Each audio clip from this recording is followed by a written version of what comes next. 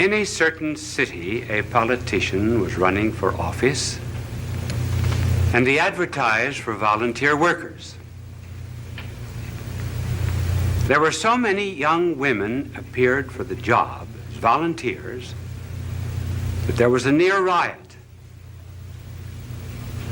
Were they interested in politics? No. The first question they asked was, how many men have appeared? They were part of the lonely young women of this great city. And then I know of an old woman who stays up every night until 12 o'clock to hear the announcer say, "We are now signing off. Good night, and have a good sleep." That relieves her of her loneliness. There was really and truly, a woman wrote to me and told me that my program was the only one to which her cat ever listened. So our subject tonight has to do, to some extent, with loneliness. It affects all ages. Children are lonely. 5 million of them belong to divorced parents in this country. Boys get lonely. That's why they join gangs, because they get power which they do not individually have. Young girls are lonely when they get a pimple on the nose. Older girls are more lonely still when the boy treats them as a glass, throws the glass aside after he has taken the drink. They find then that they're just a replaceable part in the great erotic IBM machine. Their loneliness increases. Then there's the loneliness of leadership, being the top man on the totem pole. There's the loneliness of being at the bottom of the totem pole, because you're just one of the masses. You're apt to lose your personality. The loneliness sometimes of marriage, where all the jokes have been told. There's no new event to narrate. And it's the terrible solitude of being alone together. And then even when it does remain fine and noble and rich, even in moments of greatest unity, there is a feeling of apartness after such an ecstasy.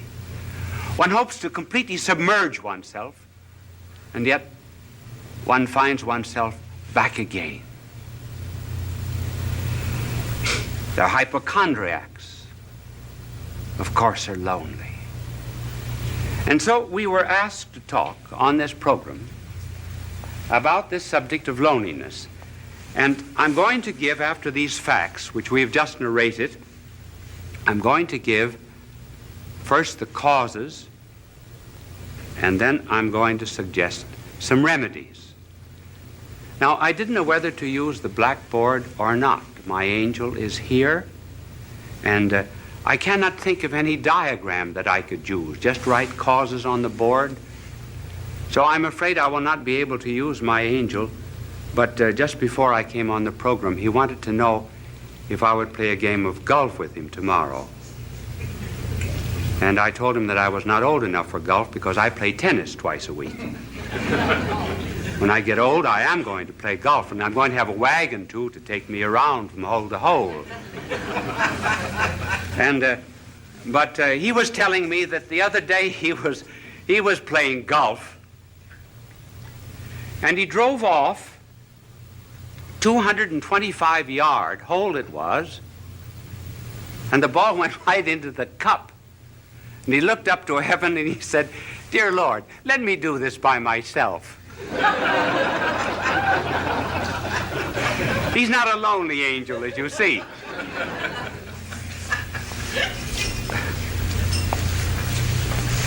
Now, what are the causes of loneliness?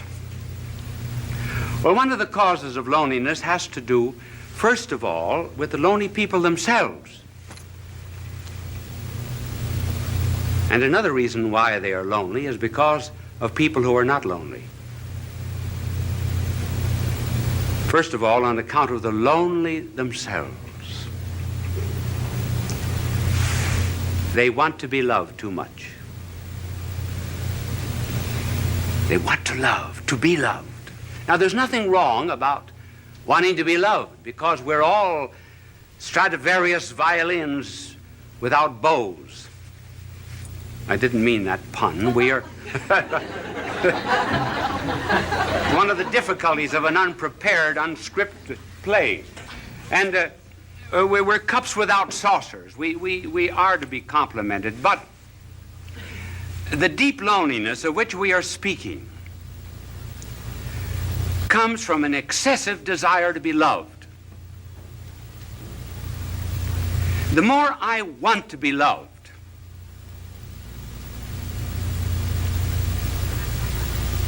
the less I am loved. The less I'm loved, the less lovable I become. The less lovable I become, the less I'm capable of loving others. And that's how, by a desire to seek only oneself and to please oneself, one gets caught like a bird in a fowler's net. And the more one struggles to get out of this loneliness, the more one is captured by it. And just take some concrete examples of this desire to be loved. I know of a mother whose daughter was away at college. And she used to call up the daughter every night. Would keep the daughter on the phone for an hour. And protested to the daughter that she was not appreciated as she should be. And because other girls in this college wanted to use the phone, she said to her mother, "Mother, I'm forbidden to use the phone anymore." One day, the superintendent had sent for her, and she was unable to answer the phone, and she told her mother, "Send someone to answer the phone for her." The mother said, "This is the end." And she refused to see her daughter again. Thus, by wanting too much to be loved without loving, one loses even the love that one seeks. And then there was a fiancée. She used to. I wonder if any of you young women in the audience ever do that. Do you know what she would do? She would write down in a book every time the boyfriend called how long he spoke. She also wrote down how often he wrote and how many words he wrote in each letter. She felt that she wasn't loved enough, so she began writing herself anonymous letters, threatening her. And she said that these letters came from a well-known author in the city. And finally, she was exposed by this man whom she blamed, and eventually the marriage was broken off. She just loved too much, loved to be loved. And then there was the wife who felt that her husband was paying no attention to her, insisted that he stay away from work. She wanted to go to a picnic, wanted to go to the beach, and he found excuses many times, and finally he lost his job. The marriage broke up. So one of the principal reasons of loneliness, therefore, is this egotism which seeks only oneself. And you can already see the cure anticipated by the mere fact that we mention this cause. But then there's another cause of loneliness, and that's on the part of the people who are not lonely. They do not bring any love to these people.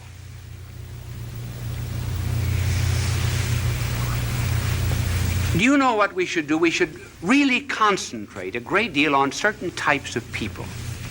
We should concentrate on the unfortunate, on the poor, on the socially disinherited, on the unloved, particularly the unloved, and on the ugly. And we bring love to them. We put love into them. Then they become lovable. Now, for example, you are very lovable to God. Did you know that? You say, well, what is there in me to love? Nothing. But he put his love into you. That's why you're lovable. And that's what we have to do with other people. And so the loneliness of these people is increased also because the rest of us will not listen to them. Listening is a therapeutic. There was a psychologist who formulated a marriage case that involved sexual, financial, social, and legal complications. He went to 100 clergymen and 100 priests to present the story, and he carried the stopwatch with him. Do you know how long they listened? The average was 2.5 minutes. Then off-the-cuff answer. They refused to listen. They refused to care. George Bernard Shaw has something rather good on that subject. In his play St. Joan, King Charles says to Joan, "Why do not the voices come to me? I am the king." And Joan answers, "They do come to you, but you do not hear them. You have not sat in the field in the evening listening for them.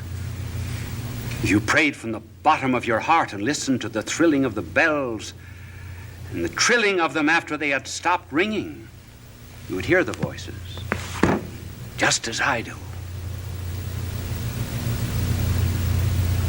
In other words, listening is a therapeutic, a cure for lonely people. We do the same thing with our prayers. We wouldn't do to a doctor what we do to God. Would we go into a doctor and mumble off all of our symptoms and then say, "Bye, doctor"?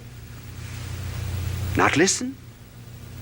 So listening on our part, refusal to listen, is one of the causes that intensifies this forsakenness. Now, what is a cure? Well, there are several cures, and we will just have time to mention one that is very important, namely caring for other people. When we're lonely, go out and serve. Then loneliness goes out through our fingertips. Our heart opens. The Chinese have a proverb, if you're without shoes, go out and find a man without any feet.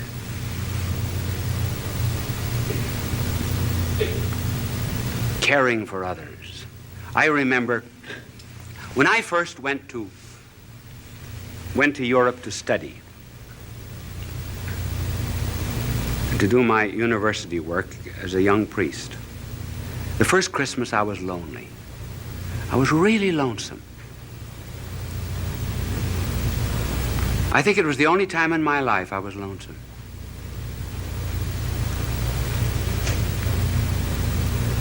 What would I do? So I went to someone in the city of Louvain and asked for a list of the worthy poor. And I went to this particular alley. It was the wrong address, actually. I got into Rat Alley.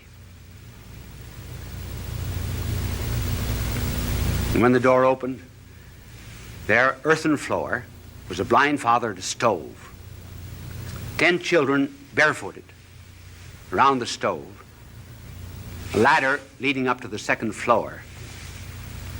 One bed upstairs, bed downstairs. The children slept crosswise. I asked the family what they had.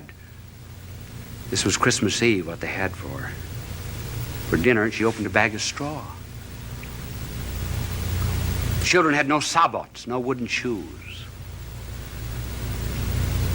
I took care of them for 4 years while I was studying at the university. Got them jobs, rehabilitated them. I felt at times perhaps they were drawing on me. But do you know that the day that I went up for my examination as a professor at that university, as I went in at 9 o'clock to face 200 professors, I saw the whole family coming down the street. I asked them where they had been, and they said, for the last 2 days, we've been at a shrine praying for you that you would pass the examination. We walked all the way back. I was never lonesome again. That's the cure. Helping the neighbor. But here's something to remember, too. We think we should not be lonely. In this age of psychiatry, there are 2 or 3 conclusions that our world has drawn which are false. One is that we should never have a tension. Certainly we have tensions. We must have them. We've got body and spirit, and they go in opposite directions. They have 2 different landing fields. Certain tensions are normal. If we didn't have them, we would be abnormal. And then we're lonesome. Sure. There's a metaphysical loneliness. Perfection is not here. This is not our home.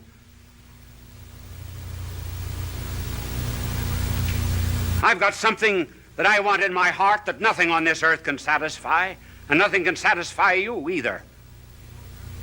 And we know it very well. So what's the cause of this loneliness? What are we looking for? Well, we say we're looking for God, yes. But then I know what you will answer. What does God know about loneliness? Now that's a good question. That's a good question. What does he know about loneliness?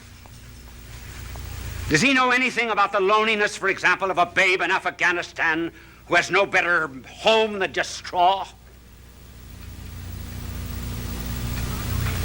Does God know anything about the loneliness of a mother who has to gather up a child in order to escape a dictator and fly halfway across Africa?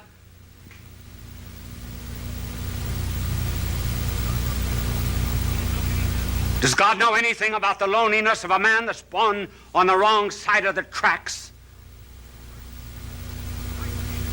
Who's isolated socially from people simply because his hands are calloused with common labor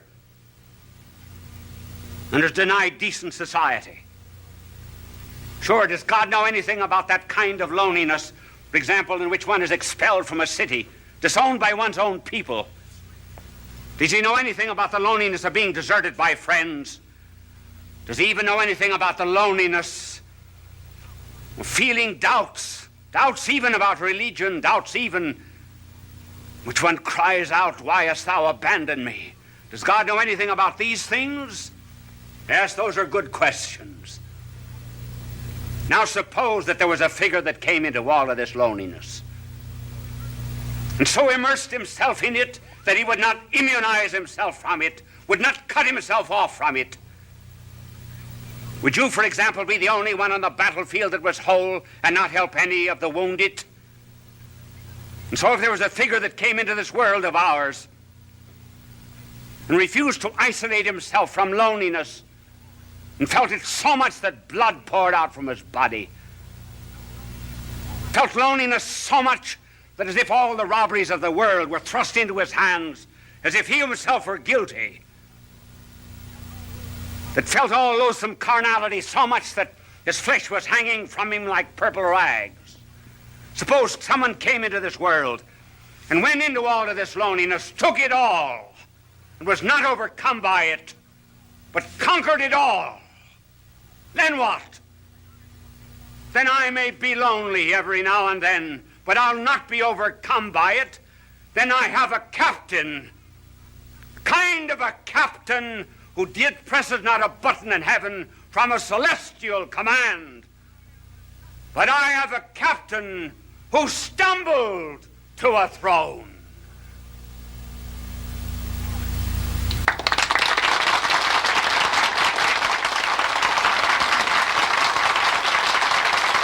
Bishop Sheen will return in a moment. Did that telecast seem a little short to you? Actually, I was just informed that we were 1 minute short. Now, I have a clock before me over there, and I keep my eyes on it. But this clock here was right. I finished 3 seconds before the time. But up in the control room, that celestial command that I just talked about, they figured it wrong by 1 minute. So they asked me if I could, instead of coming out for a very brief closing, come on and talk to you for 1.5 minutes. Now, you are put to the test. If that telecast seemed very short, you are enjoying it. We would say time passed like anything. If you were not enjoying it, it seemed very, very long. As a matter of fact, this 1.5 minutes will seem interminable to you. Now, I want to tell you, my good people, that I have to leave you now. Are you a bit lonely? I am. I'm lonely too. Bye now, and God love you. Fulton J. Sheen is indeed a man for all seasons. He walked a paced beat, allowing us to glimpse his nature and ponder its worth and to enjoy its presence. Bishop Sheen authored over 90 books. He broadcast countless radio and television programs and ministered in many parts of the world to people of every belief. As he said many times, it is not a unity of religion we plead for, but a unity of religious people.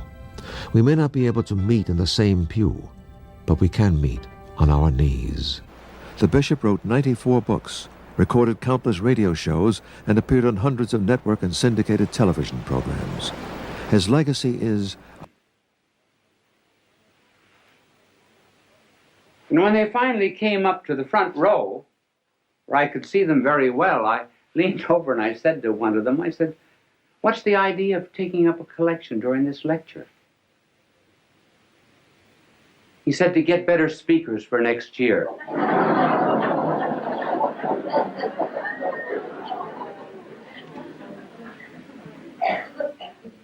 So I am not presenting myself as a model to you on how to talk. It's just merely that there have been so many letters coming to me asking me to give a few suggestions that I will give them to you. They are only personal. They may not apply to everyone, but I will give them to you for what they are worth. If I can talk now, I certainly couldn't always talk. There came a turning point in my life. It was in college when I was a freshman. I was on the debating team, which was in the college that I attended a great honor because they put a tremendous premium on debating. I thought I was good because, after all, I was picked as a freshman. I had to be good. And the night before the debate with Notre Dame University, the coach of our debating team, Father Bergen, called me over to his office and he said, "You are the worst talker we've ever had in this college." Well, that was a terrible shock to me. I said, "Well, if I'm so terrible, why did you pick me on the team?" He said, "Because you can think, not because you can talk." But he said, you're going to learn to talk before you leave this room. Take a paragraph out of that speech, any paragraph you like. I remember we were talking on the Merchant Marine.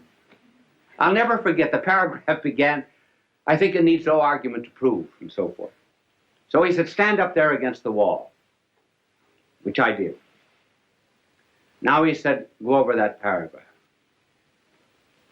At the end of it, he said, do you see your mistake? I said, no. Go over it again.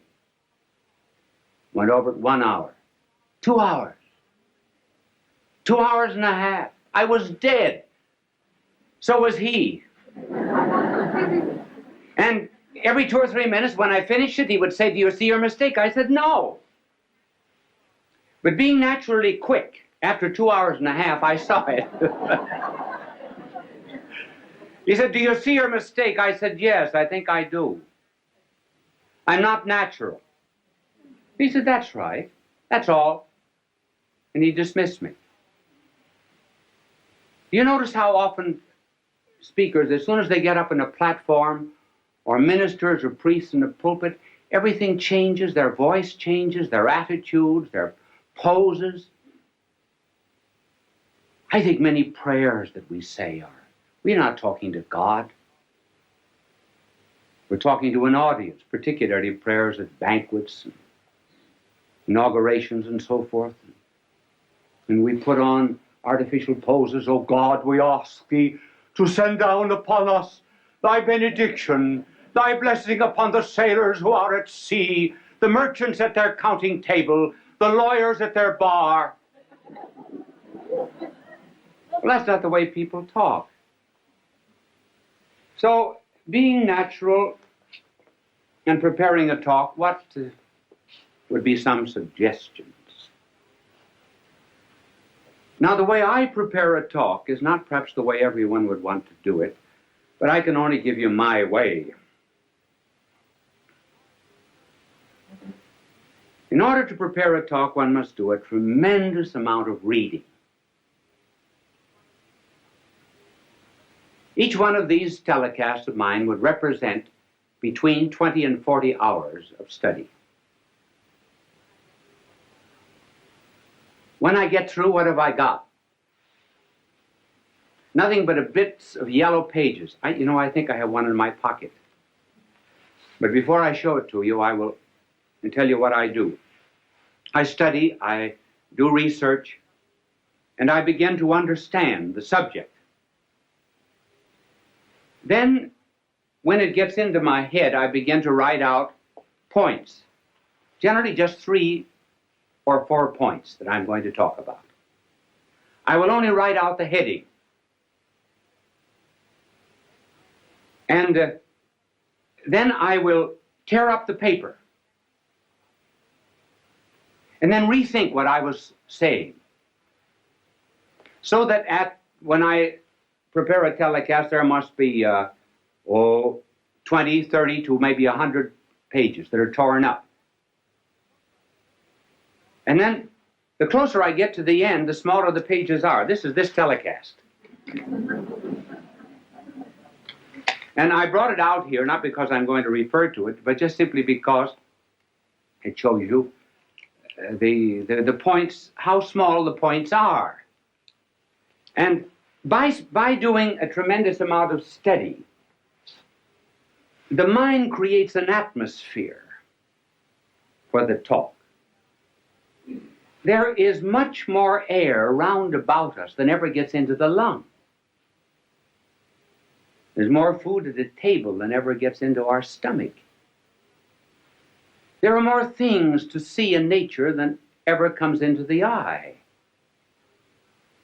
And so when one rises to give a talk, one should have an atmosphere, a certain ambient knowledge round about that one can pull in this idea or that, as it were, from the air while you're talking.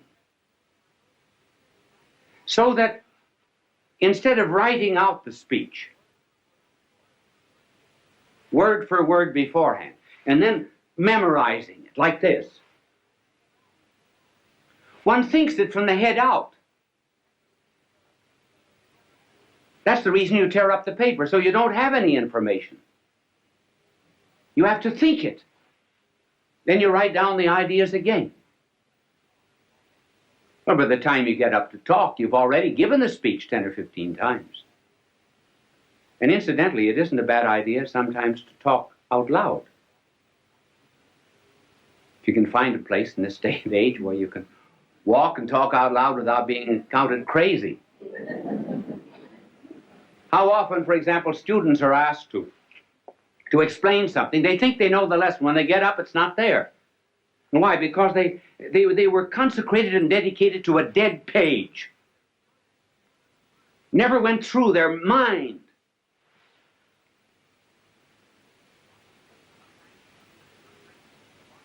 Sometimes teachers are just textbooks wired for sound. And studying is nothing but what is in print, passing from the mind of the book to the notebook of the teacher, or rather from the notebook of the teacher to the notebook of the student without passing through the mind of either. Now, this method of preparation is hard. It's very much easier to write something out and then to learn it than to do it this way. Sometimes if you do not feel well when you're giving a telecast or a lecture, thoughts do not come. You cannot always recall exactly what you had in your mind. But at any rate, there's a spontaneity. That's what people like. Even the mistakes you make. Now, one of the reasons, for example, why people like to have me draw is because everybody in the audience can draw better than I can. They feel they're far superior, and rightly so. So if I make a mistake in talking, fine. That's good. They say, I could do it just as well as that. And they can. This method, while it's harder and is a wonderful preparation for absorbing knowledge, has difficulties. One difficulty is that there are some people who give speeches who must write them out. For example, the President of the United States has to have his speeches written because every word is important. Then, too, there are some things that are not worth learning.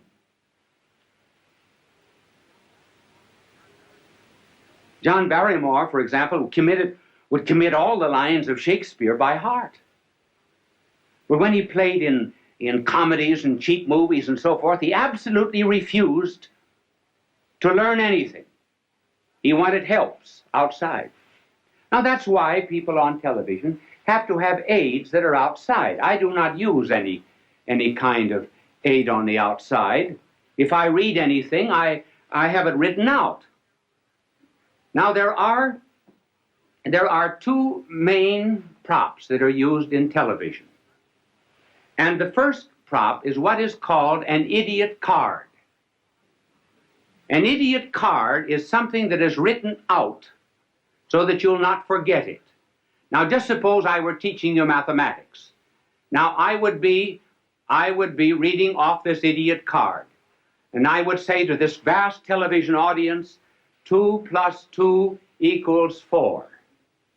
2 plus 1 equals 3. 3 plus 3 equals 6. See, I don't forget it that way. Wonderful, isn't it? Now, you can... thank you for the idiot card. It was not an idiot that held it. It's only the card that's an idiot. And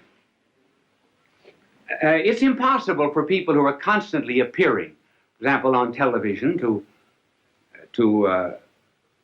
study their lines or their commercials, and so they have to have them written out on these cards. But you can always tell, if you just look closely at anybody who's using an idiot card. This is generally the way.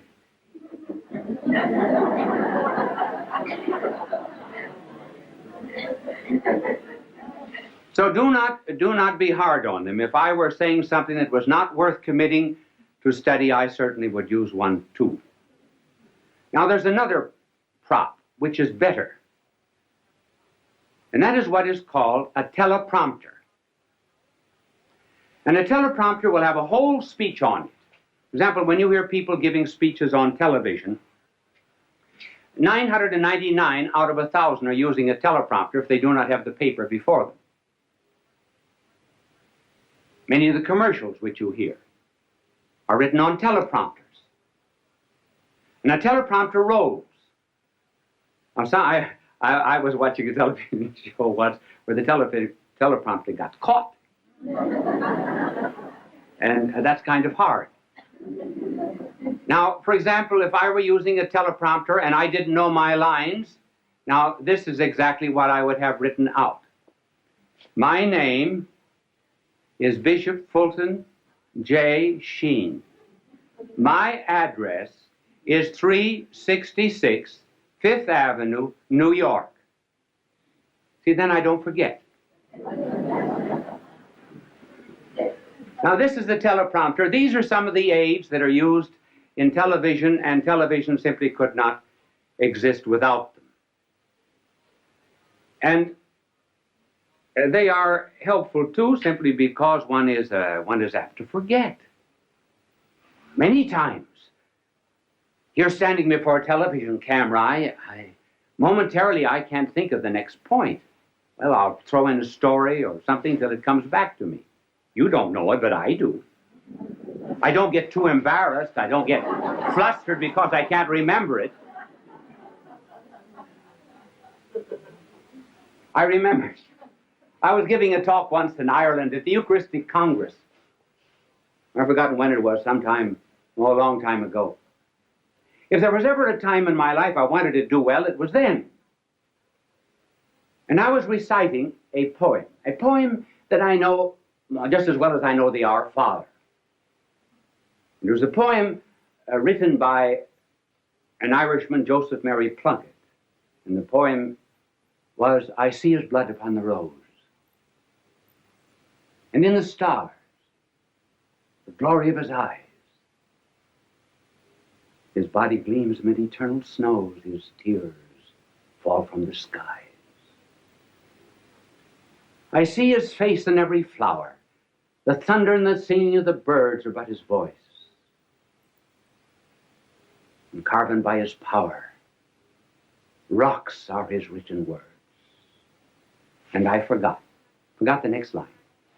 The reason I forgot was because I had said something before that the audience seemed to have taken politically. I didn't want it to have political significance. So while I was reciting this poem, I was giving myself an intellectual spanking. And I spanked myself so hard that when I got to the 9th line of this poem, I forgot. And I said to the audience, I forgot. Well, the tremendous crowd there, tens of thousands of jaws dropped in disappointment. And when an Irish jaw drops, it collapses. So I had to get myself out of the difficulty. There came to me then a line of Patrick Henry. Not the one that you know. Oh, Patrick Henry also said something else.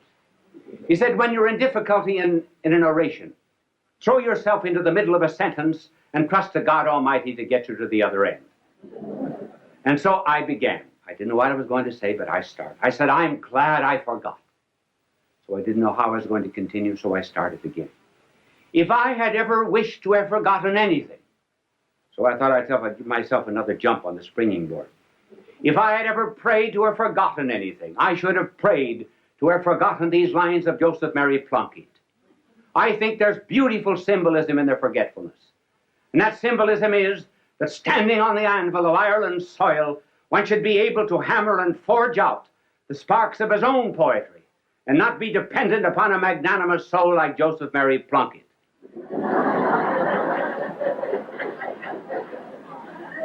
I got no credit for it afterwards because the audience said that was a great trick, pretending you forgot.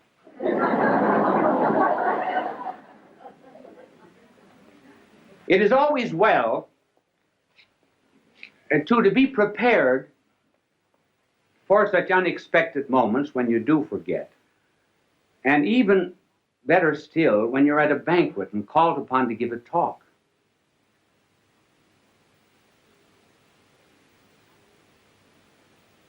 And you have to begin with something that is not too heavy. In fact, one should always begin with something that's not too heavy.